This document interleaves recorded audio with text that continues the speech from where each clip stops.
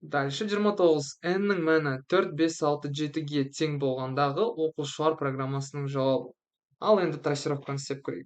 N тең 4, 5, 6, 7 болған кезде 4567, иә?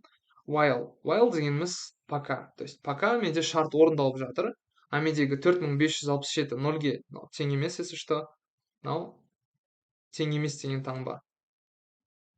4567 не тең емес қой нөлге. Шарт орындалды ғой, значит дальше жібереді бізді. Бұл жақта k бірінші трассировка басталады. K деген не істейді? Қалдықты, то есть 4567-ні мен 10-ға бөлем. 10-ға бөлген кезде қалдық қандай болады? Мен 456-дан бере аламын бүтін саны, мұнда 4560 деген сан түседі. Екеуін азайтамын, қалдығы 7. Вот. То есть k 7-ге тең болады, ал n мынау бүтін санды бөлу наоборот, иә? То есть бүтінін алады, 456-ны алады. n тең 456 болады. Сөйтіп тексереді. К, то есть 7 кіші ма 5-тен? Жоқ. Поэтому брейкқа түспейді. Дальше қайтадан циклдың үстіне барады. То есть тоқтамайды. Қайтадан тексеріледі. 456 тең емес қой нөлге? Тең емес. Значит, К-ны қайтадан есептейді.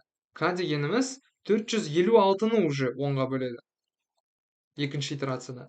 10-ға бөледі. Біз 45-тен бере аламыз. Мына жерде 450 болады, қалдығы 6 болады.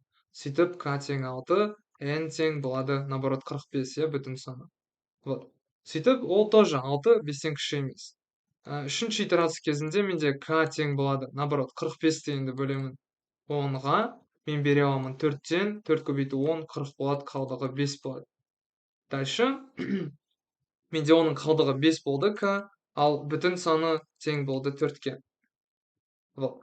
К менде 5-тен кіші емес, то есть 5, 5-тен кіші емес.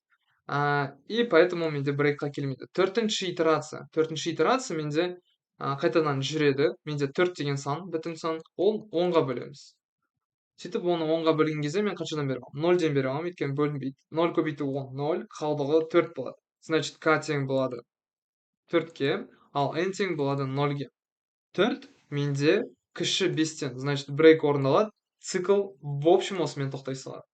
Значит, экранға ештеңке шықпайды. Өйткені брейк бәрін тоқтатып тастайды.